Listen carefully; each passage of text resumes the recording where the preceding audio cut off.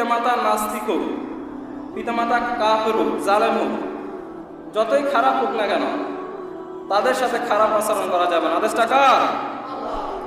Parents আর the unbelievers, they can never be mastered. পিতামাতা যদিও খারাপ হোক, অমুসলিম হোক, তাদের সাথে খারাপ আচরণ করা যাবে না। এই জন্য রাজি আছেন তো? মুসলিম শরীফের একটি হাদিসে এসেছে, বিশ্বনবী শালি আসমা বিনত আবু বকর, উনি আল্লাহর হাবিব সাল্লাল্লাহু আলাইহি সাল্লাম কাছে এসে বলল, ইয়া রাসূলুল্লাহ, ইয়া হাবিবাল্লাহ, আনা মুসলিমা, আমি মুসলমান, ও উম্মি মুশরিকা, আমার মা কিন্তু মুশরিক, কাফের, আফাসিলুহা, আমি তার সাথে এমন অবস্থায় কেমন আচরণ করব? আল্লাহর হাবিব সাল্লাল্লাহু আলাইহি সাল্লাম বলেছেন, খবরদার সারিহা, তুমি তার সাথে ভালো আচরণ করবে, উত্তম আচরণ করবে, কোমল আচরণ করবে। সুবহানাল্লাহ বলুন। এই জন্য পিতামাতা যে এরকম হোক না কেন, যত মেজাজি গেলা হোক না কেন, তাদের সাথে ভালো আচরণ করতে রাজি আছেন তো?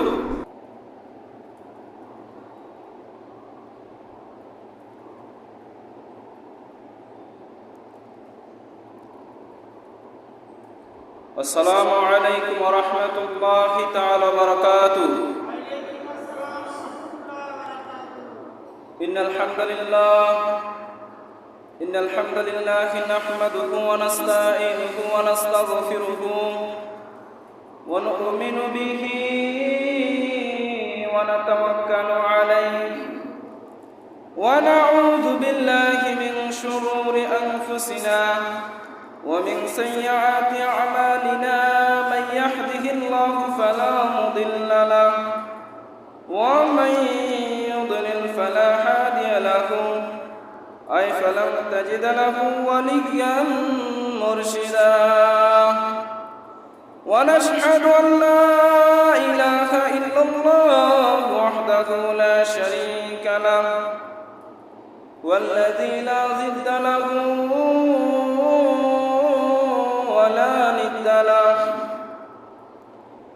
لا مثل له ولا مثيل له لا وزير له ولا كفيل له لا شبه له ولا شبيه له لا ولد له ولا والد له وهو الواحد الفرد الصمد لم يلد ولم يولد ولم يكن له كفوا أحد ونشهد أن سيدنا ونبينا وحبيبنا وبشيرنا ونذيرنا وطبيبنا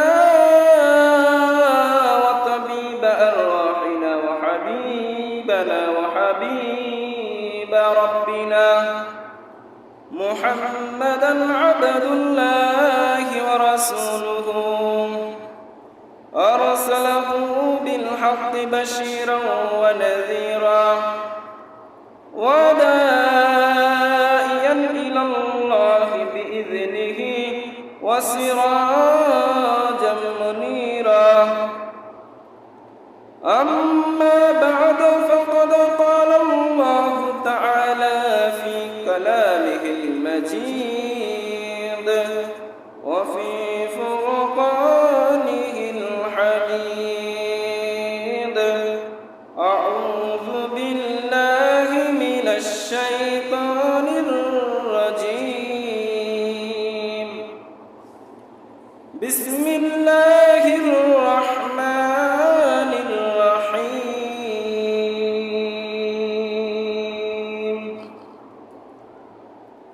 وقضى ربك ألا تعبدوا إلا إياه وبالوالدين إحسانا إن الله وملائكته يصلون على النبي يا أيها الذين آمنوا صلوا عليه وسلموا تسليما اللهم صل على محمد وعلى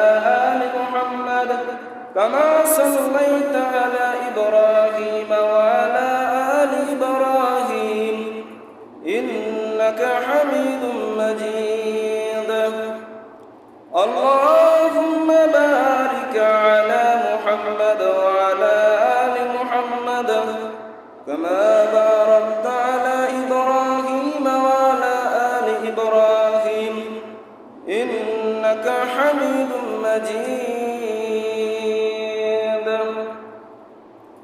الحمد لله সম্মানিত উপস্থিতি, সম্মানিত হাজিরিন, আমরা মহান রব্বুল আলামিনের দরবারে কালিমাতুশ শুকুর আদায় করে নিচ্ছি। জুমার দিন সুন্নাহ মোতাবেক সবার আগে মসজিদে আগে আসার তৌফিক দান করেছে সে মহান রব্বুল আলামিনের দরবারে কালিমাতুশ শুকুর আদায় করে নিচ্ছি। আলহামদুলিল্লাহ। সকলে আগে আসতে পেরে খুশি নাকি বাজার? খুশি হয়ে সুউচ্চ আওয়াজে আরেকবার কালিমাতুশ শুকুর আদায় করে নিচ্ছি। আলহামদুলিল্লাহ।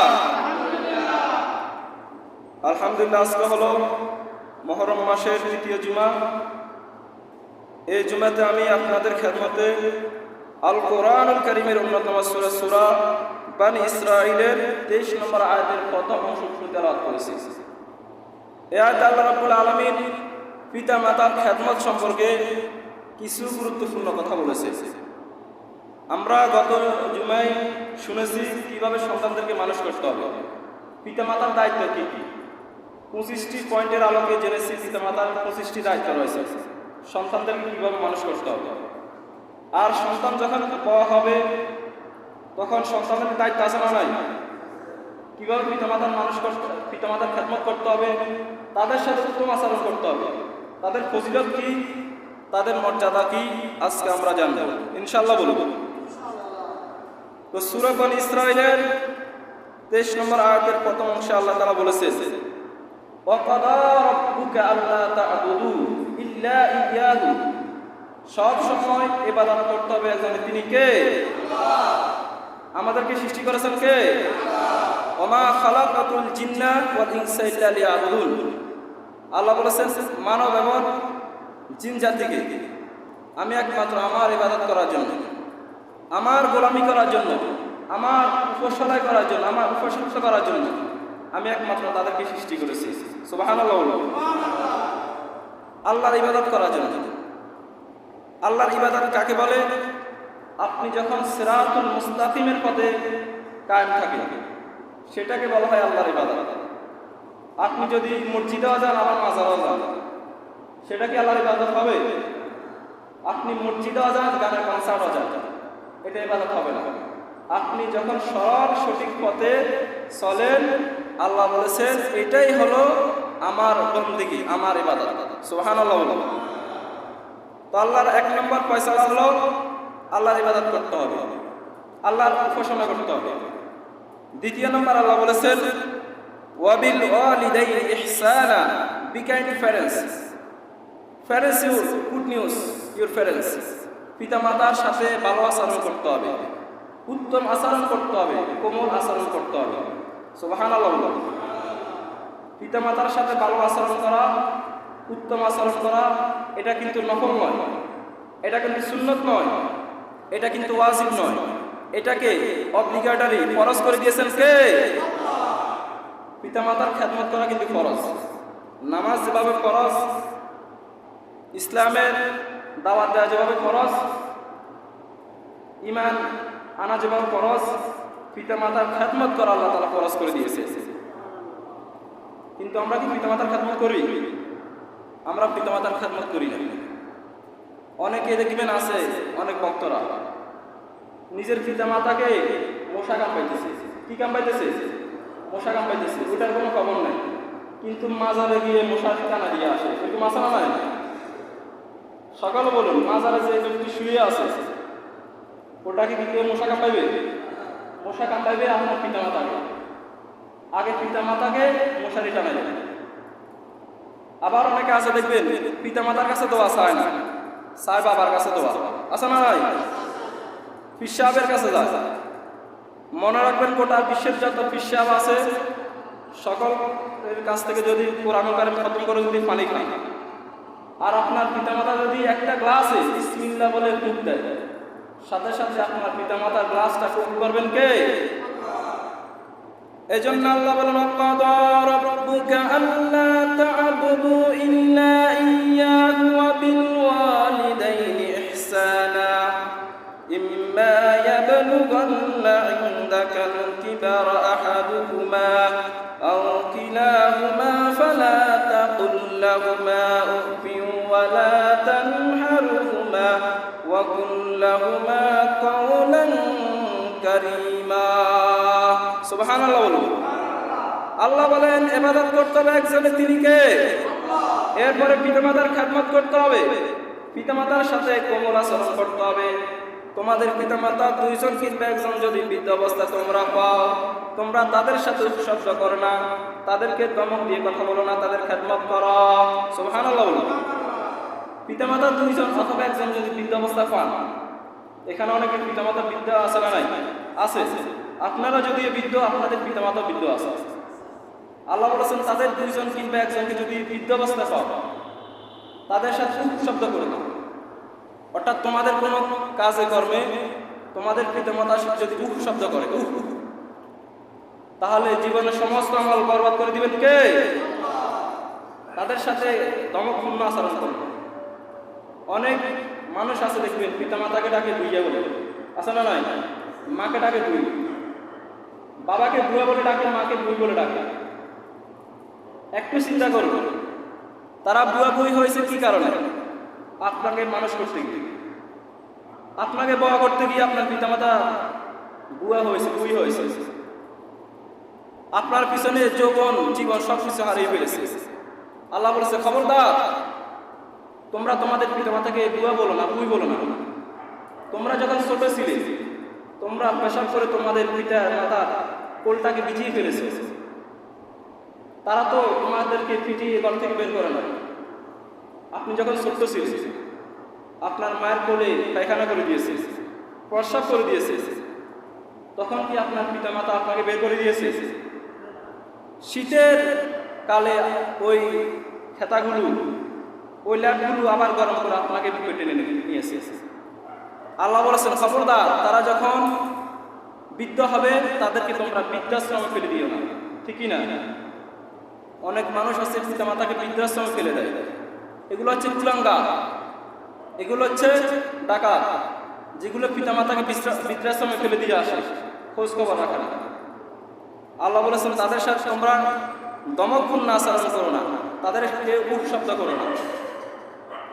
এরপরে তারা দুইজন কিংবা একজন যদি ইন্তেকাল করে, তাদের কবরের পাশে গিয়ে বলে রব্বিরহামহুমা কামা রাব্বায়ানি সগীরা। সকলে বলেন রব্বিরহামহুমা কামা রাব্বায়ানি সগীরা। মানে আল্লাহ, আপনি আমাদেরকে যেভাবে ছোটবেলা লালন পালন করেছেন, এখন আমার পিতামাতা কবরে আছে, আপনি তাদেরকে সেভাবে কবরে লালন পালন করুন। সকল বলুন আমিন। যাদের পিতামাতা নাই, পিতামাতার কবরের পাশে গিয়ে সূরা ফাতিহা, সূরা ইখলাস 3 বার, সূরা তাকাসুর 1 বার পড়ে, দুরূদ শরীফ পড়ে এই দোয়াটি করবেন। সাথে সাথে পিতামাতাদেরকে মাফ করে দিবেন কে? এভাবে সন্তানদেরকে করতে হবে, তাহলে সন্তানরা আপনাদের জন্য দোয়া করবে। আল্লাহ তাআলা আমাদেরকে কবুল করুক। সকল বলুন আমিন। এই জন্য সকলে পিতামাতার খেদমত করতে রাজি আছেন তো? পিতামাতার খেদমত করতে হবে। এক সাহাবী এসে বলল, ইয়া রাসূলুল্লাহ, ইয়া হাবিবাল্লাহ, আইয়ু আফদালি, ইয়া রাসূলুল্লাহ, কোন আমলটি সর্বোত্তম আমল?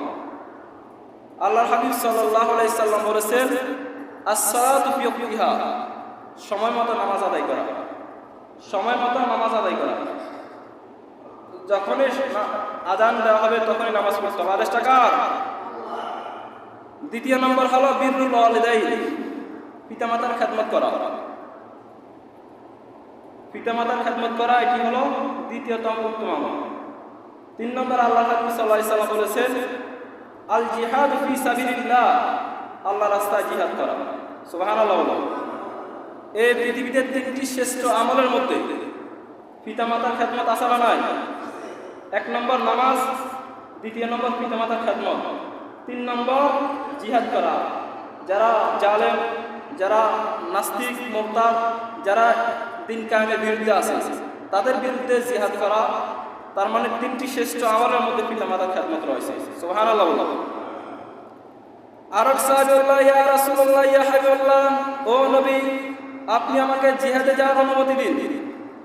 আল্লাহর হাবিব সাল্লাল্লাহু আলাইহি সাল্লাম বলেছে, সাহাবী, তোমার ঘরে তোমার পিতামাতা আছে নাকি? সাহাবী বলেছে, ইয়া রাসূলুল্লাহ, আমার ঘরে আমার বৃদ্ধ পিতামাতা আছে। আল্লাহর হাবিব সাল্লাল্লাহু আলাইহি সাল্লাম বলেছেন, তুমি তাদের খেদমত করো। তাদের খেদমত করলে জিহাদের থেকে তোমাকে সওয়াব দান করবে কে? অর্থাৎ বৃদ্ধ পিতামাতার খেদমত করলে জিহাদে গেলে কি সওয়াব, এর থেকে আপনি বেশি সওয়াব পাবেন। সুবহানাল্লাহ। এজন্য পিতামাতার খেদমত করুন। আল্লাহ হাবিব সাল্লাল্লাহু আলাইহি সাল্লাম বলতেন, রিদাল রব্বি ফি রিদাল ওয়ালিদি ওয়া সাখাতার রব্বি ফি সাখাতাল ওয়ালিদি। যার প্রতি পিতামাতা সন্তুষ্ট তার প্রতি খুশি হয়ে যান কে? আল্লাহ।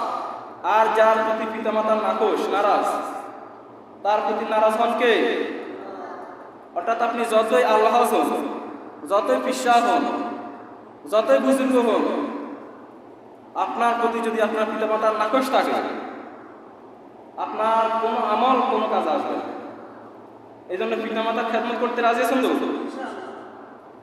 পিতামাতার খেদমত করতে হবে। অনেকে বলে, হুজুর, আমার পিতামাতা তো আমাকে কোনো জমি দেয় না, আমার প্রতি জুলুম করেছে, আছে না নয়?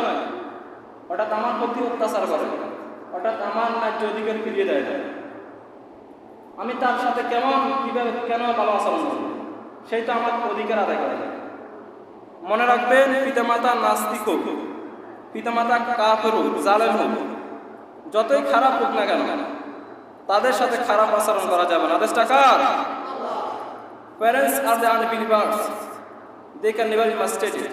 পিতামাতা যদিও খারাপ অমুসলিম হোক, তাদের সাথে খারাপ আচরণ করা যাবে না। এই জন্য রাজি আছেন তো? মুসলিম শরীফের একটি হাদিসে এসেছে, বিশ্বনবীর শালী আসমা বিনতে আবু বকর, উনি আল্লাহর হাবিব সাল্লাল্লাহু আলাইহি সাল্লামের কাছে এসে বলল, ইয়া রাসূলুল্লাহ, ইয়া হাবিবাল্লাহ, আনা মুসলিমা, আমি মুসলমান, ও উম্মি মুশরিকা, আমার মা কিন্তু মুশরিক, কাফের, আফাসিলুহা, আমি তার সাথে এমন অবস্থায় কেমন আচরণ করব? আল্লাহর হাবিব সাল্লাল্লাহু আলাইহি সাল্লাম বলেছেন, খবরদার, সালিহা, তুমি তার সাথে ভালো আচরণ করবে, উত্তম আচরণ করবে, কোমল আচরণ করবে। সুবহানাল্লাহ বলুন। এই জন্য পিতামাতার যে এইরকম হোক না কেন, যত মেজাজি গলা হোক না কেন, তাদের সাথে ভালো আচরণ করতে রাজি আছেন তো? অনেক সময় দেখুন, পিতামাতা রাগার মাথা অনেক কিছু বলে ফেলে, কখনো সন্তান যদি রেগে যায়, তাহলে কি সেখানে হবে? সেটা হবে না। আপনি পিতামাতার সাথে কোমল আচরণ করুন। অনেকে দেখবেন বাইরে বন্ধুর সাথে, বিভিন্ন এলাকার মানুষের সাথে খুব ভালো আচরণ করে, আছে না নয়? এই লোকটি খুব ভালো, কিন্তু যখন ঘরে আসে পিতামাতার সাথে জিরকি দিয়ে কথা বলে, আছে না নয়? কঠোর ভাষায় কথা বলে। এই জন্য পিতামাতার সাথে খারাপ আচরণ করা যাবে না। সাইয়েদনা ইব্রাহিম আলাইহিস সালাম ছিলেন মুসলিম, ওনার বাবার নাম ছিল আজার, উনি ছিলেন কাফের। উনি ওনার বাবার সাথে কেমন আচরণ করেছে কোরআন থেকে শুনেছি। ইব্রাহিম আলাইহিস সালাম ওনার বাবাকে বলেছে, ইয়া আবাতি লিমা তা'বুদু মা লা ইয়াসমাউ ওয়া লা ইউবসিরু ওয়া লা ইউগনি আনকা শাইয়া। হে আমার সম্মানিত বাবা, আপনি কেন এই সমস্ত মূর্তির পূজা করুন, যে মূর্তি কানে শুনে না, চোখে দেখে না, হাত নাই, পা নাই, নিজের গায়ের মশাটা নিজের দাঁড়াতে পারে না, এই মূর্তির আপনি কেন কথা উপাসনা করুন, আপনি কেন ইবাদত করুন? অর্থাৎ ইব্রাহিম আলাইহিস সালাম তার বাবাকে বুঝালেন, বাবা, আপনি কেন এই মূর্তির উপাসনা করুন, ইবাদত করুন? ইব্রাহিম আলাইহিস সালাম চাইলে তো খারাপ আচরণ করতে পারতো না, কিন্তু তার সম্মানিত বাবা, এই জন্য বাবাকে সুন্দর করে বুঝালেন। সুবহানাল্লাহ। এই জন্য পিতামাতার সাথে ভালো আচরণ করতে হবে। আদেশটা কার? মনে রাখবেন, এই দুনিয়াতে পিতামাতা ছাড়া নিঃস্বার্থভাবে কেউ আপনাকে বেশি ভালোবাসেন। আপনি ভাই বলেন, বোন বলেন, যত আত্মীয় স্বজন বলেন, কিন্তু কেউ আপনাকে এতটা বেশি ভালোবাসে না যতটা বেশি পৃথিবীতে আপনাকে পিতামাতা ভালোবাসে। একটি প্রবাদ আছে, a friend is found when friend is gone. A wife is found when wife is gone. A money is found when money is gone. But mother is never found again. বন্ধু চলে গেলে বন্ধু পাওয়া যায়, স্ত্রী চলে গেলে স্ত্রী পাওয়া যায়, টাকা চলে গেলে টাকা পাওয়া যায়, কিন্তু যদি জনম দুঃখিনী পিতামাতা চলে যায় আর কি পাওয়া যায়? পিতামাতাকে আমাদের জন্য শ্রেষ্ঠ রহমত স্বরূপ প্রেরণ করেছেন কে? ওগো মা তুমি এই ধরনের শ্রেষ্ঠ নিয়ামত, তোমারই পদতলে রয়েছে জান্নাত। ওগো মা তুমি এই ধরনের শ্রেষ্ঠ নিয়ামত, তোমারই পদতলে রয়েছে জান্নাত। সুবহানাল্লাহ বলুন। এজন্য পিতামাতার জন্য, সন্তানের জন্য পিতামাতা হচ্ছে রহমত। আল্লাহ তাআলা আমাদের পিতামাতাকে সুস্থ রাখুন, সকল বলুন আমিন। পিতামাতা আর সন্তানের দৃষ্টান্ত হলো তরমুজের মতো। কিসের মতো? তরমুজের মতো। একটা তরমুজ উপর থেকে যদি ছুরি উপরে ফেলে দেয়, তরমুজ কাটা যায়। আবার যদি একটা তরমুজের উপর ছুরি রেখে দেয়, তরমুজ কাটা যাবে, কিন্তু ছুরি কি কোনো ক্ষতি হবে? ক্ষতি হবে না। তদ্রূপভাবে আপনার পিতামাতা যদি আপনার প্রতি নাকশ থাকে, আপনাকে বদদোয়া দেয় অথবা দোয়া করে, সাথে সাথে কবুল করবেন কে? সাথে সাথে আল্লাহ তাআলা কবুল করে ফেলবেন। এই জন্য কখনোই পিতামাতার বদদোয়া নেবেন না। একটি হাদিস শুনুন, সহিহ বুখারীতে এসেছে। বনি ইসরাইলের এক লোক ছিল, জুরাইজ, খুব আল্লাহর ওলি। সকল বলুন জুরাইজ। সে ছিল খুব আল্লাহর ওলি। একটা পাহাড়ে থাকতো গির্জার ভিতরে। রাত্রিতে তাহাজ্জুদের সালাত পড়ত, সারা তাহাজ্জুদ, সারা নামাজ। তো তাহাজ্জুদের সালাতের সময় তার মা ডাক দিয়েছে, ইয়া জুরাইজ আশিকুনি মুয়া, হে জুরাইজ আমাকে এক গ্লাস পানি দাও। তখন জুরাইজ এমন সময় নামাজের নিয়ত বাঁধবে আর মনে মনে ভাবে নামাজ আগে কই, মাকে পর পানি দিবে। আবার যখন মা ডাক দিয়েছে, ইয়া জুরাইজ আশিকুনি মুয়া, হে জুরাইজ পানি দাও, তখন জুরাইজ মনে মনে ভাবে না, নামাজটা কইনি। আবার যখন ডাক দিয়েছে জুরাইজের মা, ইয়া জুরাইজ আশিকুনি মুয়া, হে জুরাইজ পানি দাও, তখন জুরাইজ মনে মনে ভাবে না, নামাজটা কইনি। তখন জুরাইজ নামাজের প্রতি মনোযোগ দিয়েছে, নামাজ পড়তে শুরু করেছে। জুরাইজের মা কয়বার ডাক দিয়েছে? 3 বার। সকল বলুন কয়বার? 3 বার যখন ডাক দিয়েছে, ডাক দেওয়ার পরে তার মা মনে ব্যথা হয়েছে, কষ্ট পেয়েছে। কষ্ট পেয়ে আল্লাহর কাছে বলেছে, আল্লাহুম্মা লা তুমিতু ইল্লা তুরিয়াল মুমিসাত। আল্লাহ 3 বার ডাক দিয়েছি, আমার জুরাইজ কথা শুনে নাই, আমাকে পানি দেয় না, আমার মনে কষ্ট দিয়েছে। আল্লাহ তোমার কাছে দোয়া করলাম, তুমি জুরাইজের মৃত্যুর আগে বেশ্যা নারীর কবলে ফেলিবে, অর্থাৎ বেশ্যা নারীর কবলে পেলানো সা জুরাইজের মৃত্যু দিও না। সাথে সাথে কবুল করেছেন কে? এরপরে যখন তার মা বদদোয়া করেছে, বদদোয়া করার 3 দিন পরে জুরাইজ তাহাজ্জুদের সালাত পড়তেছে ঘরে গির্জার ভিতরে আল্লাহর নামে। এক বেশ্যা নারী দরজায় ভাবে নক করতেছে। জুরাইজ যখন দরজা খুলেছে, দেখা যায় এক বেশ্যা নারী, খুব খারাপ অবস্থা। তখন বেশ্যা নারী বলতেছে, হে জুরাইজ, এই পাহাড়ে এই নির্জনে কেউ নাই, তুমি আমার সাথে পাপ কাজ করো। কি করো? পাপ কাজ করো, কেউ দেখবে না। জুরাইজ বলেছে, খবরদার, বেশ্যা নারী দূরে হয়ে যা।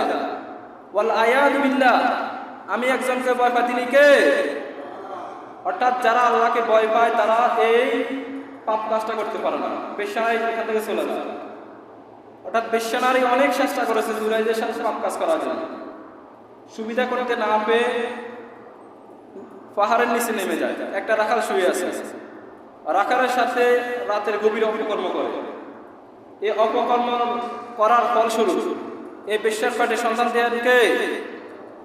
3 মাস পরে যখন বেশ্যা নারীর পেট উঁচু হয়ে যায়, উঁচু হওয়ার কারণে এলাকার লোকজন ধরছে, হে বেশ্যা নারী, তুই তো বিয়েই করিস না, ইউ ডিড গেট ম্যারি, তোমার তো বিয়ে হয় না, সো ওয়ান ফর বেবি, অর্থাৎ তোমার পেটে বাচ্চা দিল কি? তখন ওই বেশ্যা নারী বলেছে, আমার এই পেটের বাবা হলো আল্লাহর ওলি জুরাইজ।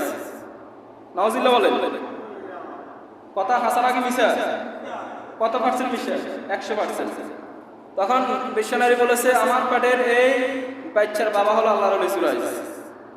এলাকার লোকজন খাইছে, এতদিন এর আমরা আল্লাহর ওলি ভাবতাম, এতদিন পানি পাওয়া নিতাম, দেখা তোর পানি পাওয়া দেখা। তখন এলাকার লোকজন লাড়ি ছড়া নিয়ে আল্লাহর ওলি জুরাইজের গির্জার মধ্যে যায়, গির্জা ভেঙে তছনছ করে ফেলে। তছনছ করার পরে আল্লাহর ওলি জুরাইজের একবারে কাঁধে ধরছে, তুই এদিকে আস, এখানে আল্লাহর ওলি সেজে বসে থাকস আর রাত্রিতে অপকর্ম করস, তোর আমি আল্লাহর ওলি দেখাবো। এলাকার লোকজন জুরাইজকে পিঠে একবারে আহত করে ফেলছে। এক পর্যায়ে জুরাইজ বলতেছে, আমাকে কেন পিটস? আগে বলতে হবে। এখন দেখুন বর্তমান একদল আছে শুধু পিটতে আছে, কি জন্য পিঠে, কি জন্য তাকে পাঠাইছে এটা জানা, শুধু কি পিটতে আছে, আছে না নয়? তো আল্লাহর ওলি জুরাইজকে এভাবে অন্যভাবে পিটতে আছে। তখন এলাকার লোকজন বলতেছে, তুমি নাকি এই বেশ্যানারীকে গর্ব করেছ রাতের আধারে, এখন তোমাকে শাস্তি দেওয়া হবে। এলাকার লোকজন বলছে, তোমাকে ডেথ পেনাল্টি, তোমার গলা কেটে তোমাকে হত্যা করা হবে। আল্লাহর ওলি জুরাইজ বলছে, ঠিক আছে, তোমরা আমাকে যাই করো করো। তখন ডেট দেওয়া হয়েছে অমুক দিন অমুক সময় আল্লাহর ওলি জুরাইজের গলা কাটা হবে, তাকে মৃত্যু দেওয়া হবে। হাজার হাজার মানুষ এসেছে, জুরাইজ এসেছে। আজ জুরাইজ বলেছে, আমাকে তো তোমরা মৃত্যু দণ্ড দিবে, ঠিক আছে, মৃত্যু দণ্ড দেওয়ার আগে আমি 2 রাকাত নামাজ পড়বো। কয় রাকাত নামাজ? 2 রাকাত নামাজ পড়বো, আমাকে নামাজ পাঠ করতে হবে। তখন হাজার হাজার মানুষ সেখানে চলে আসলেন, জুরাইজও আসলেন।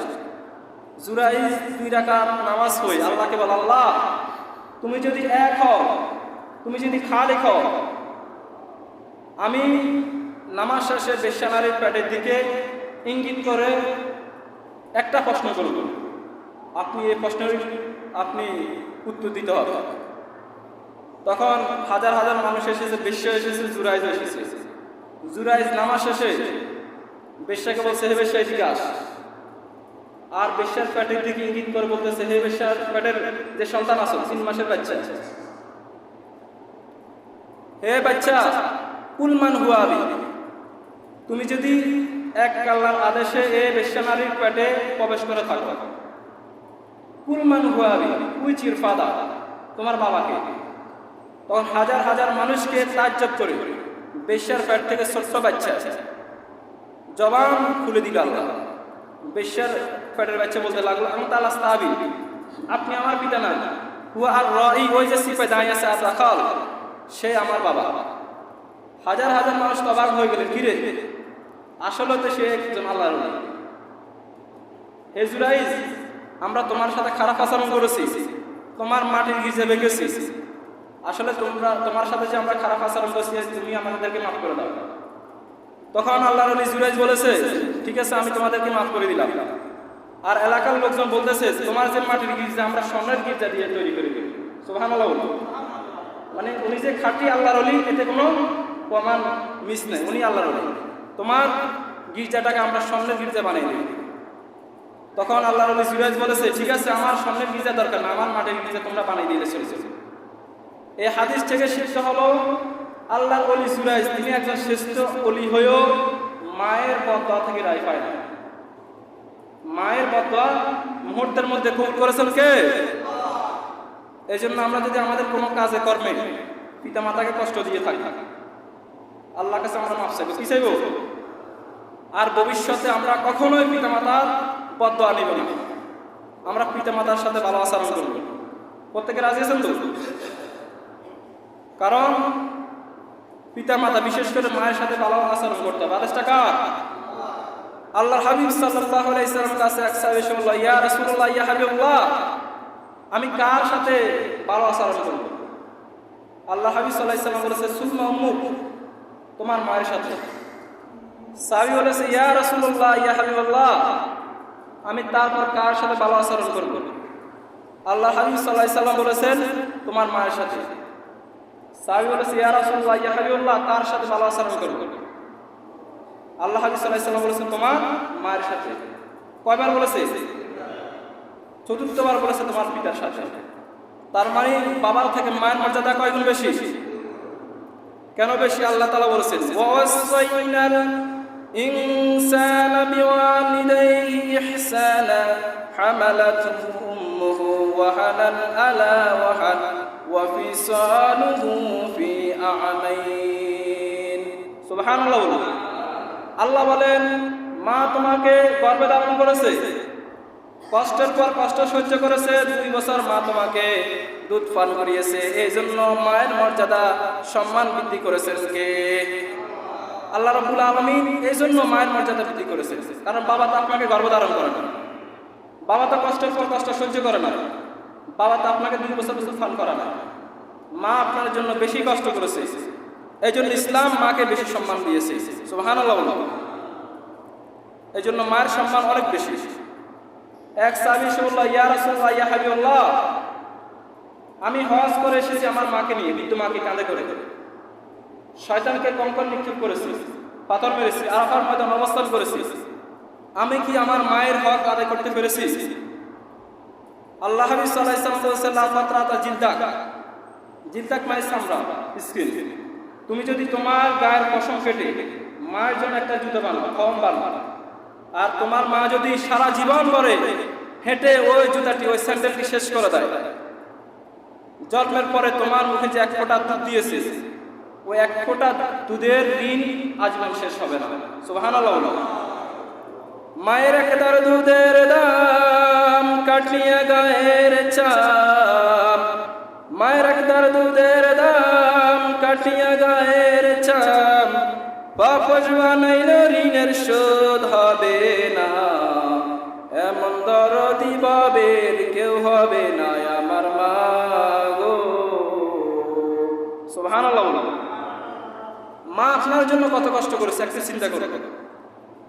আপনাকে যখন পেটে ধারণ করেছে, গর্ভে ধারণ করেছে, আপনি যখন মায়ের পেট থেকে দুনিয়াতে এসেছেন, মেডিকেল সায়েন্টিস্টের মতে, বিজ্ঞানীদের মতে, একজন মানুষ সুস্থ অবস্থায় 45 অর্থাৎ 45 ইউনিটের বেশি ব্যথা সহ্য করতে পারে না।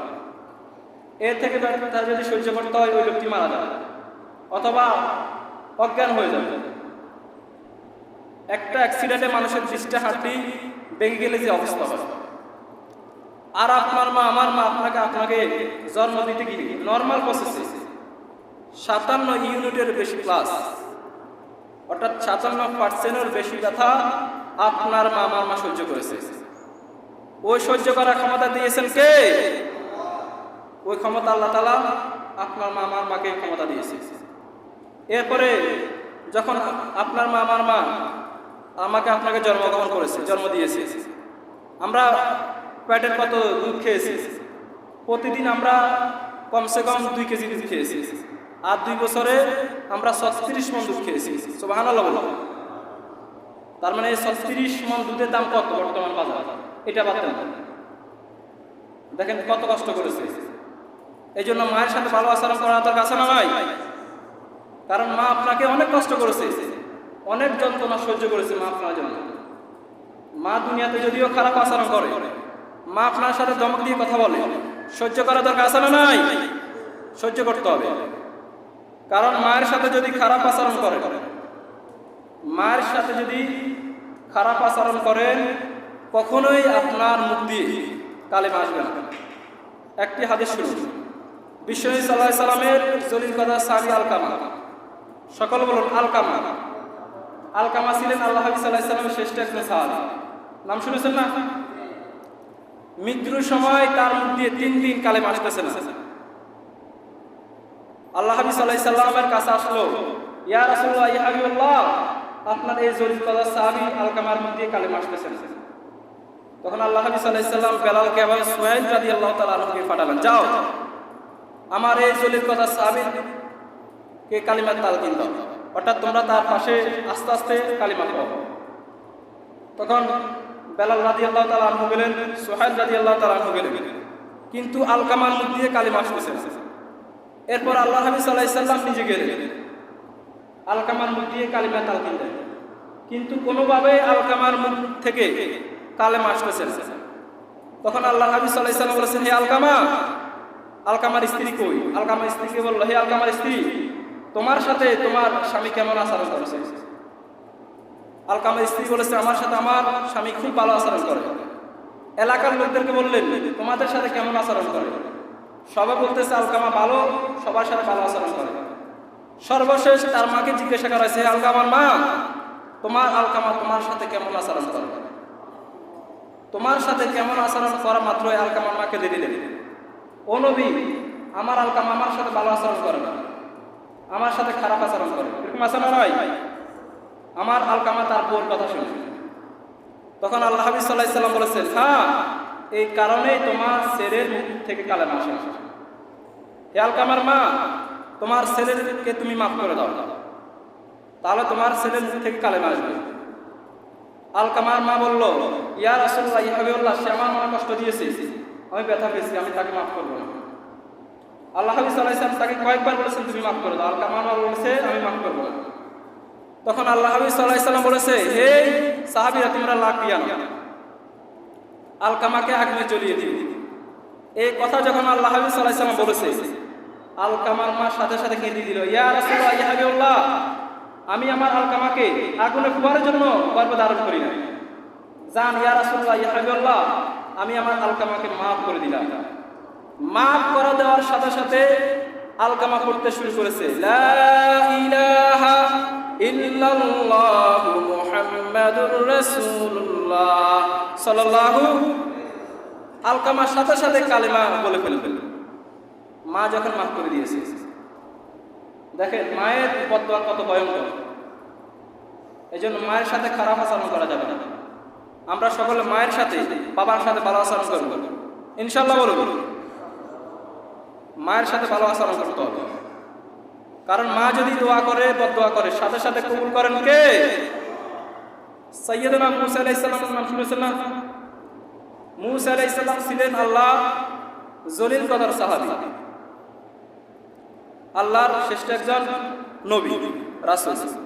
মূসা আলাইহিস সালাম একদিন আল্লাহকে বলল, আল্লাহুম্মা মান ইয়াকুলু জালিসি ইয়াউমাল কিয়ামা, আল্লাহ, কিয়ামতের দিন বিচার শেষে আমার মানে সঙ্গী হবে কি, অর্থাৎ আমার সহপাঠী হবে কি? আল্লাহ তাআলা বলেছে, সাহিনুকা ফিল জান্নাতি জাসা, এক কষাই, এক কষাই। মূসা আলাইহিস সালাম ভাবলেন, আল্লাহ রাব্বুল আলামিন 106খানা আসমানি কিতাব দিয়েছে, এর মধ্যে আমাকে শ্রেষ্ঠ কিতাব দিয়েছে। এরপর 5 জন নবীকে আল্লাহ তাআলা উলুল আজমি মিনার রাসূল বলে আখ্যায়িত করেছে, মানে শ্রেষ্ঠ রাসূল। ওইটার মধ্যে আমি কেন জান্নাতে এক কষাইয়ের সাথে আমি যাব? মানে মূসা আলাইহিস সালাম খুব আফসোস। তখন আল্লাহকে বলছে, আল্লাহ, এটা তো হতে পারে না। তখন আল্লাহ তাআলা বলছে, হে মূসা, তুমি নিজে গিয়ে দেখে আসো কষাই কি আমল রয়েছে। তখন মূসা আলাইহিস সালাম ছদ্মবেশে কষাইয়ের দোকানে গেলেন। দেখলেন যে কষাই শুধু গোশত কোপা, কি কোপায়? প্রতিদিন শুধু গোশত কোপায়। আর যখন গোশত কোপানো শেষ করে একটা গোশত ভালো করে সুন্দর করে প্যাকেটিং করে সে বাড়িতে নিয়ে যায়। মূসা আলাইহিস সালাম ওই কষাইয়ের পিছনে পিছনে যেতে লাগলেন আর লুকিয়ে লুকিয়ে দেখতে লাগলেন কষাই কি করেছে। মূসা আলাইহিস সালাম কষাইয়ের পিছনে পিছনে গেলেন। এরপরে কষাইয়ের কাছে গিয়ে বলল, হে কষাই, আমি তোমার বাড়িতে মেহমান হতে চাই। কষাই বলতে, সমস্যা নাই, আপনি আমার বাড়িতে আজকে রাতে থাকেন। মূসা আলাইহিস সালাম পরীক্ষা করতে লাগলেন যে কষাই কি আমার আমল রয়েছে। তখন মূসা আলাইহিস সালাম একটি ঘরে রইলেন, আর কষাই কি করলেন, এই গোশত এক টুকরা সুন্দর করে রুটি বানিয়ে একবারে গুঁড়া করে তার মাকে উপর থেকে নামিয়ে, মাথা থেকে নামিয়ে সুন্দর করে গা মুছে দেয়, গোসল করিয়ে তার মায়ের মুখে তুলে দেয়। আর তার মা খুশি হয়ে আল্লাহর কাছে দোয়া করে, আল্লাহুম্মা জালিস মূসা ইয়াউমাল কিয়ামা, আল্লাহ, কিয়ামতের দিন বিচারের শেষে যখন নবী মূসা জান্নাতে প্রবেশ করবে, আপনি আমার কষাই ছেলেটাকেও সেই দিন জান্নাতে প্রবেশ করাইলেন। সাথে সাথে কবুল করেছেন কে? মূসা আলাইহিস সালাম দেখে তাপসে, খাইরে, খেলা তো আসল জায়গা। তার মায়ের দোয়ার কারণে আজকে আমি একটা কষাইয়ের সাথে জান্নাতে যেতে হয়েছে। তার মানে এই মায়ের দোয়ার কত কারিশমা। এই জন্য মায়ের কাছ থেকে, বাবার কাছ থেকে দোয়া নিতে রাজি আছেন তো? জোরে বলুন ইনশাআল্লাহ। কারণ পিতামাতা হলো সন্তানদের জন্য শ্রেষ্ঠ উপহার, শ্রেষ্ঠ নিয়ামত। যাদের পিতামাতা আছে তারা বুঝে কত যে নিয়ামত, আর যাদের পিতামাতা নাই মনে হয় যেন গোটা দুনিয়াটা খালি, এরকম লাগে না? যাদের পিতামাতা বিশেষ করে অল্প বয়সে মারা গেছে তারা বুঝে পিতামাতা যে না থাকার কত কষ্ট। হঠাৎ সারা দুনিয়া আপনি ঘুরেন, মনে হয় যেন আপনার কাছে কি নাই, এরকম লাগে না? আর যাদের পিতামাতা আছে কলিজা পুরে, যাদের পিতামাতা আছে আল্লাহর কাছে বেশি বেশি করে দোয়া করবেন, আল্লাহ যেন তাদেরকে নেখায় দান করে। আর যাদের পিতামাতা চলে গিয়েছে বিশেষ করে তাদের জন্য আত্মার মাগফিরাতের জন্য দোয়া করবেন। আর একটা দোয়া করুন, রব্বির হামহুমা কামা রব্বায়ানি, সকলে বলুন রব্বির কামা রব্বায়ানি সগীরা, এই দোয়াটি করবেন। আল্লাহর হাবিব সাল্লাল্লাহু আলাইহি সাল্লাম যখন 1400 সাহাবী নিয়ে উমরা করতে যাবেন, উনি উমরার মাঝখানে একটা জায়গাতে থামিয়ে 1400 সাহাবীকে বলেছে, হে সাহাবীরা, আল্লাহ রাব্বুল আলামিন আমাকে আদেশ দিয়েছে আমি যেন আমার মায়ের এখানে কবর জিয়ারত করি। আমি আমার মায়ের কবর জিয়ারত করব, ঠিক আছে তোমরাও করবে, কিন্তু তোমরা কাঁদবে না। আল্লাহ হাবিব সাল্লাল্লাহু আলাইহি সাল্লাম 1400 সাহাবীকে কান্না করতে নিষেধ করে উনি ছোট্ট বাচ্চার মতো ফেলফেল করে কেঁদে দিলেন। বিশ্বনবী সাল্লাল্লাহু আলাইহি সাল্লামের কান্না দেখে সাহাবীরাও কান্না ধরে রাখতে পারল না। আল্লাহ হাবিব সাল্লাল্লাহু আলাইহি সাল্লামও কাঁদে, সাহাবীরাও কাঁদে। তখন আল্লাহ হাবিব সাল্লাল্লাহু আলাইহি সাল্লাম কান্না থামিয়ে 1400 সাহাবীকে বলেছে, হে আমার সাহাবীরা, তোমরা কেন কাঁদো? আমার ছোট্টবেলা আমার মায়ের আদর কথা মনে হয়ে গিয়েছে। আমার মা আমেনা এমন কোনো জায়গা নেই আমাকে চুমু দেয় না। আমার মা আমেনা আমাকে ছোটবেলা যখন গোসল করিয়েছে, সারা গায়ে জাইতুনের তেল মালিশ করেছে, আমি আমার মায়ের কষ্টের কথা মনে হয়, আদর কথা মনে হয়, আমি তাই কাঁদি। তোমরা কাঁদে কেন? তার মানে আমাদের প্রিয় নবী সাল্লাল্লাহু আলাইহি সাল্লাম মায়ের কবরের পাশে দাঁড়িয়ে যারা যারা কেঁদেছে, সুবহানাল্লাহ। আল্লাহ হাবিব সাল্লাল্লাহু আলাইহি সাল্লাম আবার ওনার দুধমা হালিমা রাদিয়াল্লাহু তাআলা আনহা, উনি ওনার মায়ের একটা ঘটনা শুনেছেন। আল্লাহ হাবিব সাল্লাল্লাহু আলাইহি সাল্লাম কোরবানির গোশত যখন বিতরণ করতেছিলেন জিয়ার নামক জায়গায়, সকল মহিলারা লাইন ধরছিল গোশত নেওয়ার জন্য। তখন ওই লাইন থেকে একজন বৃদ্ধ মহিলাকে উঠিয়ে বিশ্বনবী সাল্লাল্লাহু আলাইহি সাল্লাম চাদর ওখানে বিছিয়ে দিয়েছে, আর ওই বৃদ্ধ মহিলাকে বসতে দিয়েছে। সব সাহাবীরা কত অবাক, কিরে আল্লাহ হাবিব সাল্লাল্লাহু আলাইহি সাল্লাম জীবনে কারোর জন্য চাদর বিছিয়ে দেন না, কেন এই বৃদ্ধ নারীর জন্য চাদর বিছিয়ে দিয়েছে? তখন আল্লাহ হাবিব সাল্লাল্লাহু আলাইহি সাল্লাম বলেছে, আমার সাহাবীরা, আমি যেই নারীর কারণে, যেই মহিলার কারণে দুধ পান করে আমি মুহাম্মদ তাজা বড় হয়েছি, এই মহিলাটা হলো আমার দুধ হালিমা, এই জন্য আমি তাকে আমার চাদরটা বিছিয়ে দিয়েছি। সুবহানাল্লাহ। তার মানে আল্লাহ হাবিব সাল্লাল্লাহু আলাইহি সাল্লাম মায়ের আদর পায় নাই, তারপর মায়ের বয়সী সমস্ত নারীদেরকে সম্মান করেছে। সুবহানাল্লাহ। এই জন্য মায়েদেরকে, নারীদেরকে সম্মান করতে রাজি আছেন তো? আর একটি হাদিস বলি, আল্লাহ হাবিব সাল্লাল্লাহু আলাইহি সাল্লাম যখন ইয়ামান দেশে বাস করতেন, ওয়াইজ করেন একজন, মানে উনি সাহাবী না। আল্লাহ হাবিব সাল্লাল্লাহু আলাইহি সাল্লাম যখন মদিনাতে ছিলেন, একজন খাঁটি লোক, ওনার নাম ছিল ওয়াইজ করণী, আমরা বলি ওয়াইজ করণী, কি বলি? ওনার নাম হচ্ছে ওয়াইজ করণী। উনি ইয়ামান দেশে বাস করতো। ওনার ঘরে একজন বৃদ্ধ মা ছিল। কি ছিল? বৃদ্ধ মা ছিল। মায়ের খেদমতের কারণে তিনি কোনো দিকে যেতে পারেন না। তখন ওনার মনে অনেক আক্ষেপ ছিল, অনেক আকাঙ্ক্ষা ছিল, আমি যদি আল্লাহ হাবিব সাল্লাল্লাহু আলাইহি সাল্লামের সাথে দেখা করি তাহলে আমি সাহাবীর মর্যাদা পেয়ে যাব। কারণ একজন সাহাবীর মর্যাদা কত বেশি, গোটা বিশ্বে যত মুসলমান রয়েছে সাহাবী বাদ দিয়ে প্রত্যেকের মর্যাদা যদি একটা পাল্লা রাখা হয়, আর একজন সাহাবীর মর্যাদা যদি একটা পাল্লা রাখা হয়, সাথে সাথে সাহাবীর মর্যাদা বেশি করে দিবেন কে? মানে একজন সাহাবীর মর্যাদা এত বেশি। উনি ভাবলেন যেহেতু আমি যদি আল্লাহ সাল্লাল্লাহু আলাইহি ওয়াসাল্লামের সাথে দেখা করি তাহলে আমি সাহাবী হয়ে যাব। কিন্তু ওনার ঘরে ছিল একজন বৃদ্ধ মা, মায়ের খেদমতের কারণে সে কোনো দিকে যেতে পারে না। তখন আল্লাহ হাবিব সাল্লাল্লাহু আলাইহি ওয়াসাল্লামের কাছে একটা চিঠি পাঠালেন, ইয়া রাসূলুল্লাহ, ইয়া হাবিবাল্লাহ, আমার মনে তো অনেক শখ আপনার সাথে দেখা করার জন্য, কিন্তু আমার মায়ের খেদমতের কারণে আপনার সাথে দেখা করতে পারছি না। যদি আপনার কাছে দেখা করতে যাই তাহলে আমার মায়ের খেদমতের কষ্ট হবে, ক্ষতি হবে। এই মত অবস্থা আমি কি করব? তখন আল্লাহ হাবিব সাল্লাল্লাহু আলাইহি ওয়াসাল্লাম বলেছেন, তুমি তোমার মায়ের খেদমত করতে শুরু করো, তুমি তোমার মায়ের খেদমত করো, আমার সাথে দেখা করার কোনো প্রয়োজন নেই। তখন আল্লাহ হাবিব সাল্লাল্লাহু আলাইহি ওয়াসাল্লামের কথা মতো ওই ওয়াইজ করুনি মায়ের খেদমত করা শুরু করে দিলেন। তখন আল্লাহ হাবিব সাল্লাল্লাহু আলাইহি ওয়াসাল্লাম বলেছে, হে ওমর, ইসলামী দ্বিতীয় খলিফা, আমি যখন ইন্তেকাল করবো চলে যাব, আমার পরে তোমাদের মদিনাতে একজন লোক আসবে, তার গায়ের রং এই অবস্থা, তার নাম হচ্ছে ওয়াইস কর্মী। সে যখন এখানে আসে তোমরা তার কাছ থেকে দোয়া নিও। সুবহানাল্লাহ বলুন। তখন ওমর ফারুক কোনো কাফেলা যদি ইয়ামেন দেশ থেকে আসতো, তিনি জিজ্ঞাসা করতেন তোমার নাম কি। এভাবে জিজ্ঞাসা করতে করতে একদিন ওয়াইস কুরনি তার সামনে এসে পড়ে যায়। ওয়াইস কুরনি যখন তার সামনে এসে পড়ে যায়, ওমর ফারুক তার কাছ থেকে দোয়া নিতে শুরু করলো। হে ওয়াইস কুরনি, তুমি আমাদের জন্য দোয়া করো। তখন ওয়াইস কুরনি তো পাগল হয়ে গেলেন, কি বলেন, আপনারা হলেন সাহাবী, সাহাবীর মর্যাদা সবচেয়ে বেশি, আর আপনি হলেন দ্বিতীয় খলিফা, আমি কেন আপনার জন্য দোয়া করবো, আপনি আমার জন্য দোয়া করবেন। তখন ওয়াইস কুরনিকে ওমর ফারুক বলেছে, হে ওয়াইস কুরনি, তোমার কথা আল্লাহ হাবিব সাল্লাল্লাহু আলাইহি ওয়াসাল্লাম বলেছে আমরা যেন তোমার কাছ থেকে দোয়া নিই।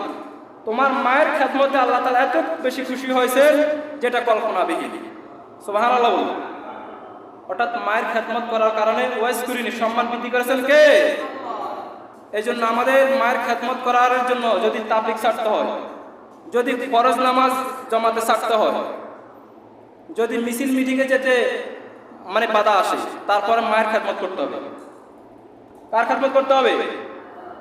বৃদ্ধ মা যদি থাকে, আপনি চাইলে যদি জমাতে নামাজ পড়তে অসুবিধা, মায়ের খেদমত করার কারণে আপনি ছাড়তে পারেন।